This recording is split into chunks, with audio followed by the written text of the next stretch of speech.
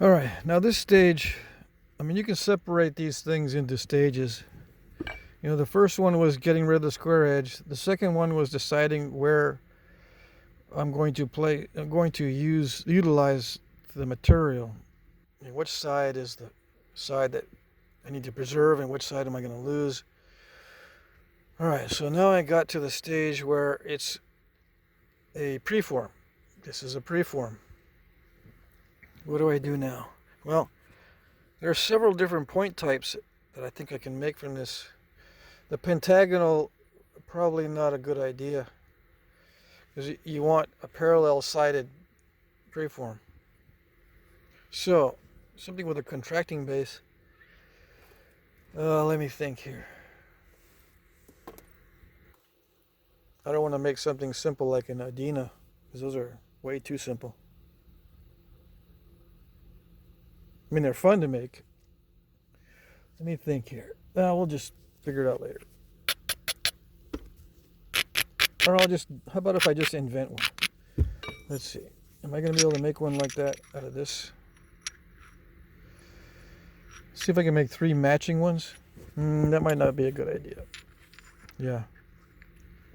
I'll waste too much on this one, and I don't think I have enough on this piece. So I think I'll make 3 different types of points instead of trying to make 3 matching points. How's that? Now, back in the day, they would make 3 matching points, right? Because the knappers only make 1 or 2 or 3 different types in their whole lifetime, so they're making matching points. So they probably wouldn't proceed in the same way. They would start with something that's the very smallest across in width, and start with that, and then match everything else to that. Right? When supply of material was low, if you have a lot of material, then you can just go to town and make large pieces or whatever on everything.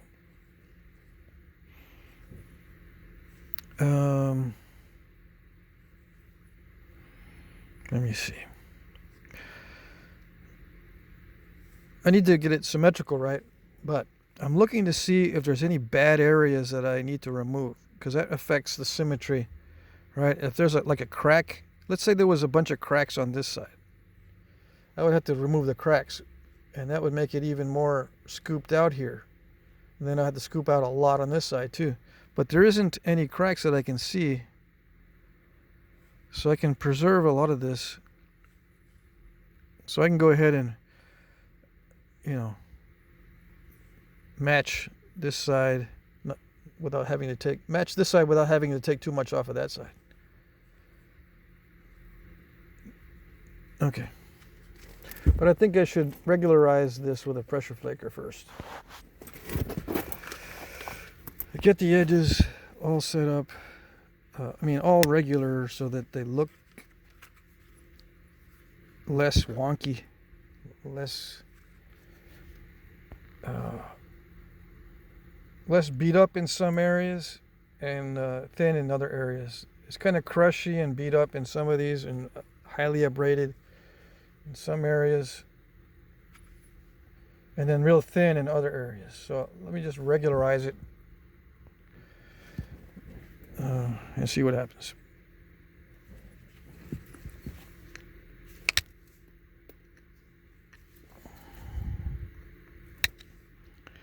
And see what it looks like. See what I got. Now sometimes you'll have to grind a lot more on certain types of stone to get the pressure flakes to travel without crushing the edge. On hornstone and copper, it's almost a perfect match. So easy to pressure flake. Copper on hornstone is just so nice.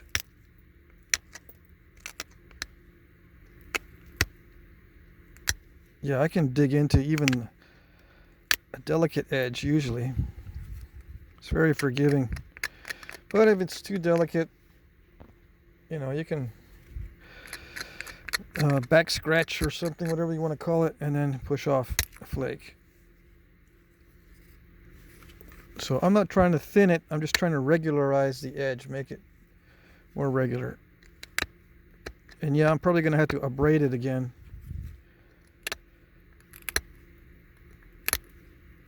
But I want to see what I have. And this also helps me see if there's any defects, like incipient cracks. Like this could be an incipient crack, or it could go further down deep in there. It doesn't look like it, but it might. You know what I mean? So pressure flaking helps you reveal where the defects might be, and then you got to remove the defects. It could affect your overall symmetry or the look of the finished piece as far as the outline. So that's one of the things that you take into consideration when you're doing the regularizing around the outside.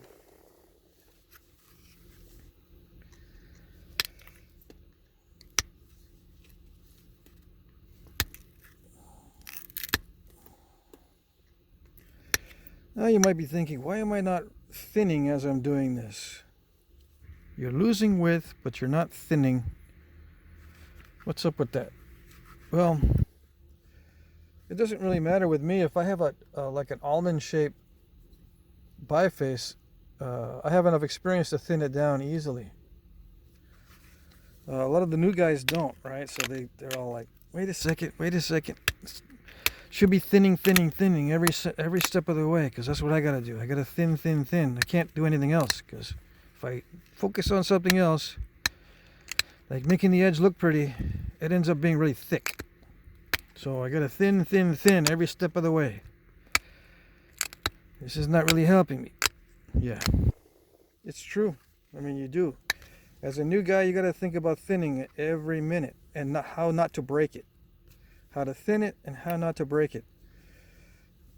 That's your main focus when you're new. As you gain experience, you can leave it thick and thin it later. It's quite a concept, yeah. Now, as a new guy, can you do that too? Yes, you can. It's going to seem very counterintuitive, but you can do it. You may have to retrain your subconscious to tolerate the thick biface, because that's what you hate as a new guy. And then just learn to thin these thick bifaces with the final bold thinning flakes, or the final percussion flakes. All right? You can do it that way. What do I recommend? I recommend whatever feels right for you. I don't recommend any particular method. Indirect percussion helps a lot of new guys. It helps a lot of guys that have physical disabilities or physical handicaps also. It makes it also easy to teach young people how to do this, because it can develop a lot of power without a lot of muscle strength. And you know, young people don't have a lot of muscle strength, so they can knock points out with indirect percussion pretty easily, that sort of thing. All right, so at this stage, I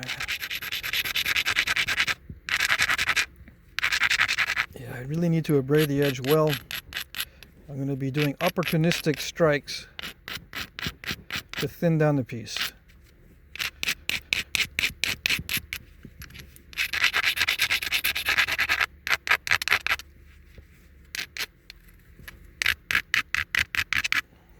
Okay. I could use aluminum right now, but I'm going to continue with the steel.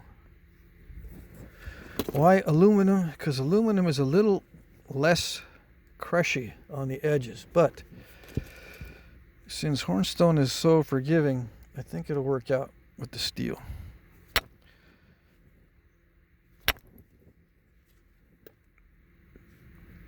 Yeah. See, crushing doesn't seem to be a problem with the Hornstone. See, like I hit that with steel and there's no big old crushed area. Like sometimes you'll notice that on obsidian and things like that. Of course, I abraded it enough so that it won't do it, but you get the idea.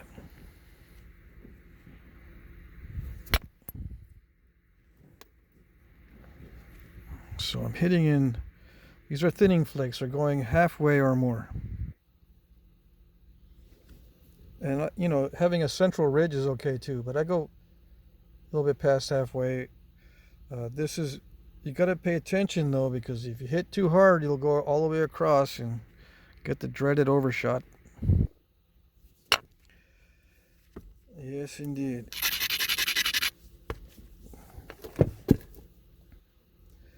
The dreaded overshot. All right.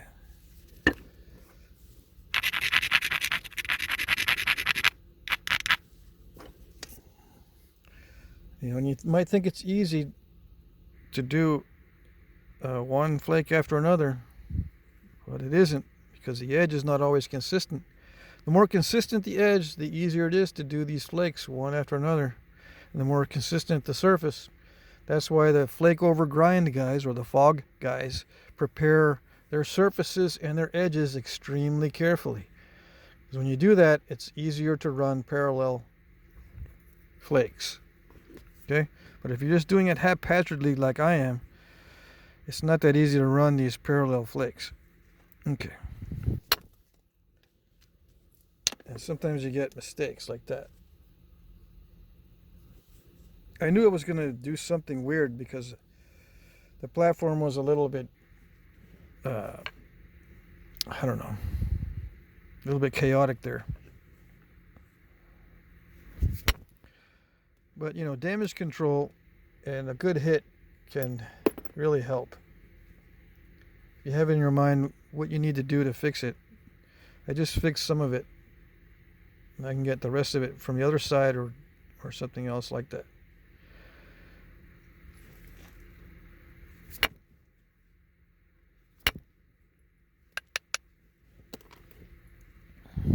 All right, now we got to thin it from the other side. Or I'm still looking for opportunistic flakes. As it gets closer to the end, I'm more and more careful, and sometimes I set up a platform intentionally.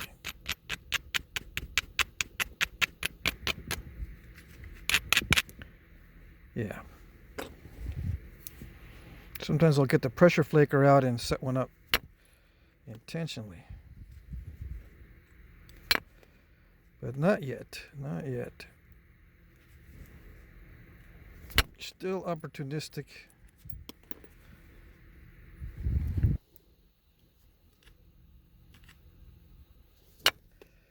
Being careful not to overshoot, you know, not too much power.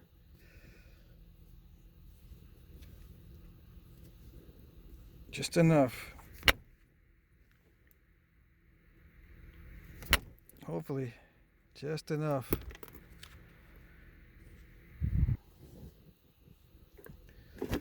And sometimes you can put a curve in it at this stage too, so gotta watch it. If you take too much out, I could cause it to curve. Like if I take too much out of the middle, I could actually put a curve in it. So I gotta watch it. And that's why I took some off the base here, so it would be less curved for sure. Now hitting the base is risky, so you just want to hit, you know, small flakes.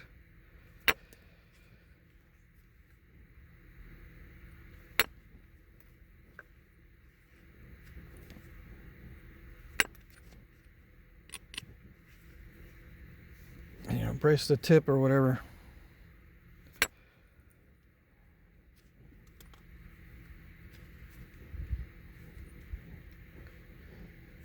Okay, so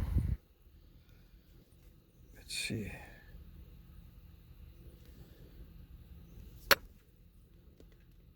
The good thing about indirect percussion is you don't have to always do large flakes. It'll allow you to do small flakes too,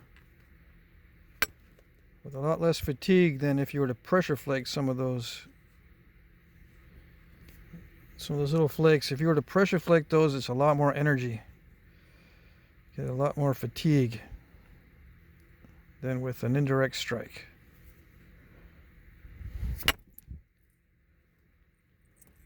But an indirect strike like that is much more effective than a pressure flake. It's very difficult to do that with a pressure flake, unless you're Hercules, as I always say.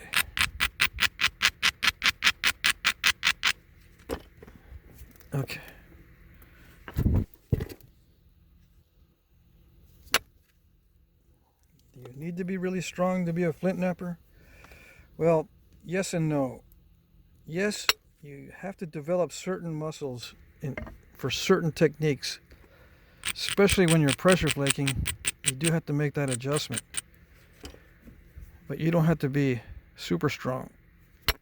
It does help though. If you are super strong, it does help for sure. You can do some amazing things with pressure if you have enough strength.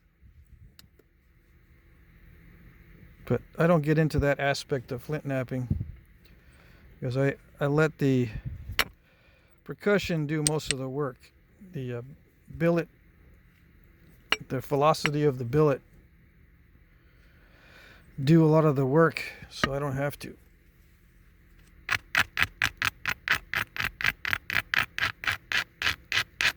Okay, so now I can see where I need to focus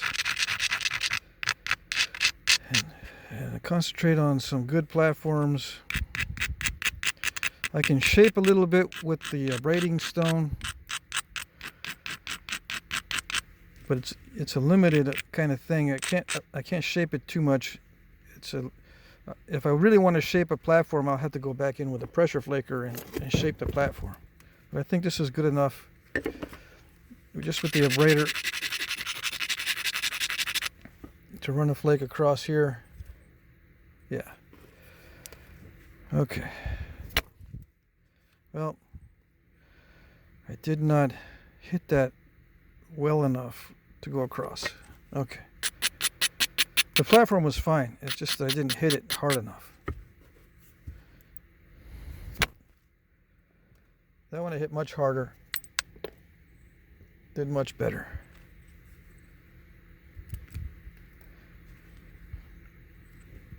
Okay.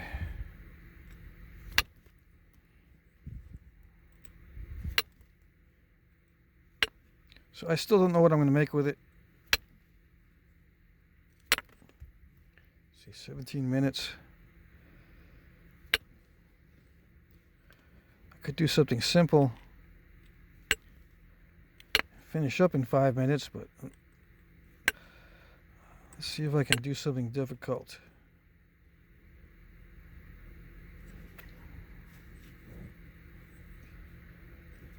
Yeah, I'm going to need to regularize the edge again, because I'm running out of good places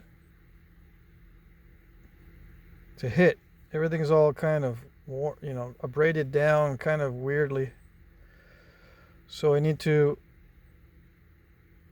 improve the edge here, for example, to run flakes there where it's lumpy, and on the back side of that step fracture I need to prepare this edge a little bit better so I can run these flakes. I can run all these flakes on the upper half with pressure, but the lower half I'm going to have to do percussion to thin it down, just because of the length of the flakes. All right, okay. I do what I can with the abrader. If the abrader's not good enough, then I go back in with the pressure flaker and set those platforms up better.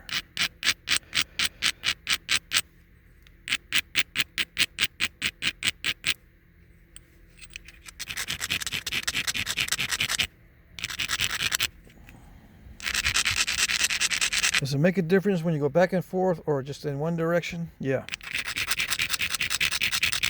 I go back and forth on areas that look like they're too delicate.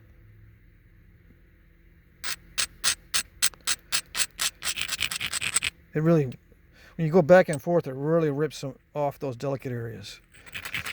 You don't want to do it too much, especially around the tip, because it'll just wipe out the tip in many cases.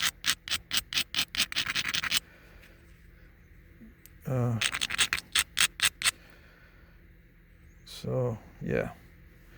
Okay, let's see.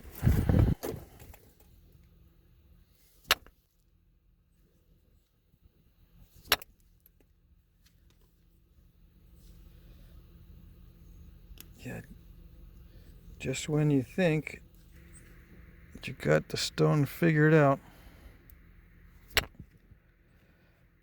it doesn't want to release where you want those flakes to go. Let's see. Yeah. It's not going to want to do what I want to do. Let me see. It's gonna try to make me hit from the base to get that island out of there, but I'm not going to do it. All right. So the abrado was not good enough for those platforms. I'm going to have to go back in and pick at it with a pressure flaker. Set that up better. Now, what is the strategy? You look for an area that you can attack that doesn't have a step fracture. This is the best area here, going across in that way, or from the base. Now, if you have an option, you never want to hit directly from the base inward. You can do pressure flakes that way. I say never, but it's not that bad. You can hit from the base.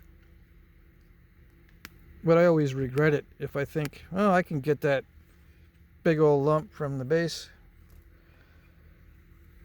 No. And I crushed this area here with a hard strike. Now normally I was getting some good flake removals with hard strikes, but once in a while something goes wrong and you get that. It's still best to come in from this side, come in this way. Don't attack a step fracture directly. I could also come in from this side, but there's not as much mass. There is still some mass here, and I can probably run a flake across this ridge, and it might wrap around and take that step fracture out. But it's a safer bet from this side, I think. All right. But you could do it various ways. It doesn't really, I don't know the best way. I'm just showing you how I'm thinking.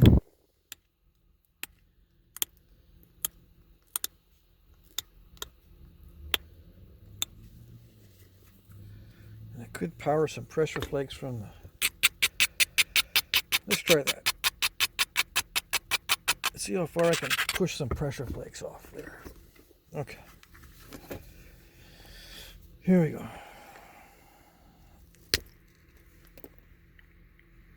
Well, that went up to that island, but it didn't go across the top of it.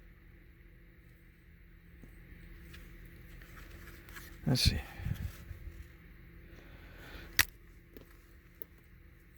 Yeah, I'm hitting the island. Let's see. The flakes are running pretty good with pressure, so let's try this one too.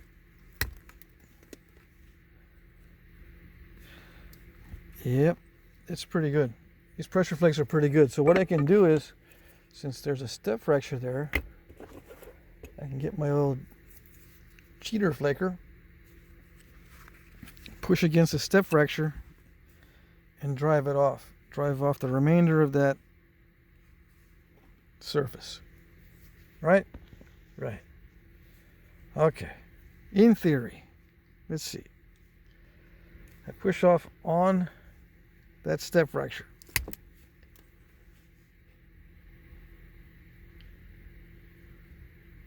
Not too bad, not too bad. And there's another step fracture here. Not too bad, not too bad. Another step fracture here. Okay, it's smoother now, right? But it's still not smooth, and I've got metal marks, so I do need to run a flake over that area to make it look good. So I still need to come in from this side probably. The best looking area would be from this edge across this mass into there. Okay.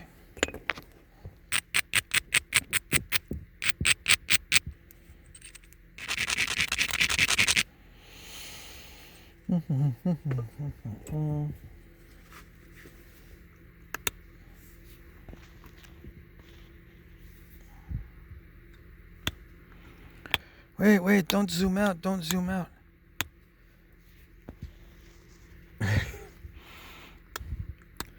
I just can't. It's hard to concentrate when I have to try to keep it in frame. And I gotta make sure my pressure flaking is precise here.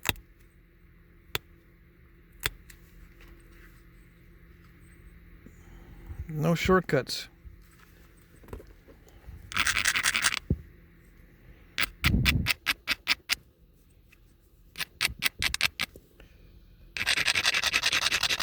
Seems like a easy flake can come back to bite you. All right.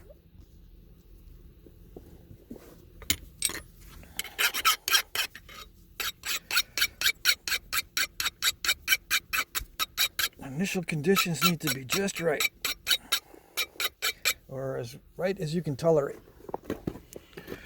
I can't tolerate that much, so it's gonna have to be good enough. Okay. Did it do it? Let's look and see up close.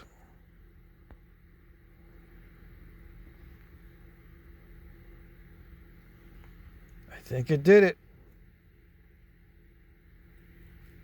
Yes, it did. Alrighty then.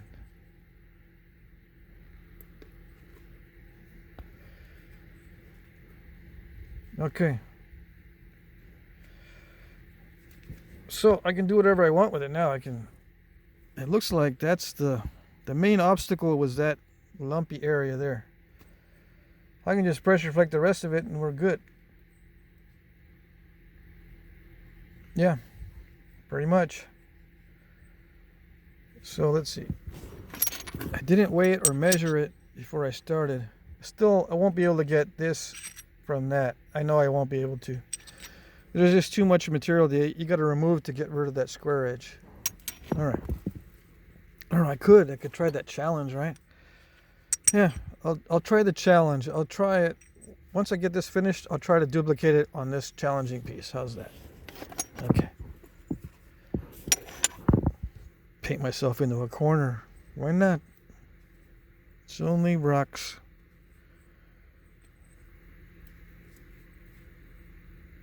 Only YouTube. It's only a dumb old flint napping video.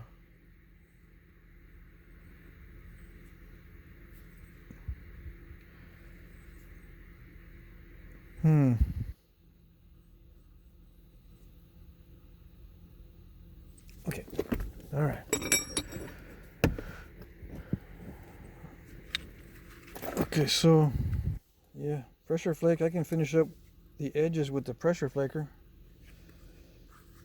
As long as I have something to talk about.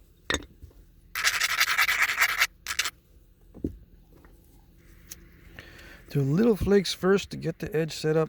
Get rid of some of these fat areas. Take my time. Little dull, abraded, clunky areas with very short flakes. Just downward pressure mainly. What does that accomplish? It's called regularizing. It's part of strategizing. Is that a word? Oh, yes. Regularizing is part of strategizing. It's a strategy. I used to not do it as much as I do now. I used to just go for just the random opportunistic stuff. a lot more than I do now. I try to be more careful these days. Why? Because it produces a lot neater, a lot more regular results. Imagine that. Regularizing produces a more regular point. And more regular points look a lot more pleasing in most cases than really chaotic stuff. I had one guy look at one of my points that I made. I had replicated a Jetta point, and Jetta points can be really chaotic, right? The stem is all wonky, twisted like that, and the lobes or the ears are asymmetrical. The barbs on the side can be sticking way out, and the blade can be all curved and wonky in many cases on some of these. So my point that I made was really wonky. It was very thin, but it was really wonky. I was proud of it. I liked it. But a guy came up and he was looking at some of my arrowheads that I had for sale at a nap-in. And he goes, "These are cool." "Oh, no, did you make that one?" I said, "Yeah. It's a Jetta." "Oh, okay." And his eyes glazed over, and he couldn't understand why I had these other points that had real regular flaking and real regular straight edges and very symmetrical, and yet I was able, or supposedly I was doing this, I did this point that didn't look very good. His eyes didn't glaze over. What's the expression? He looked at it like something didn't belong. One of these doesn't belong.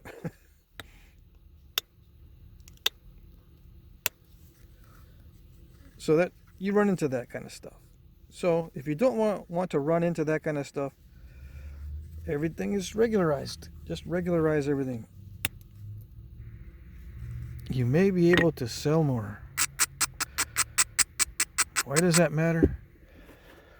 Well, it's getting more and more relevant these days to be able to develop a side income, because you never know. Something could happen, I'm not going to say what, to mess you up financially. You got to have some side income.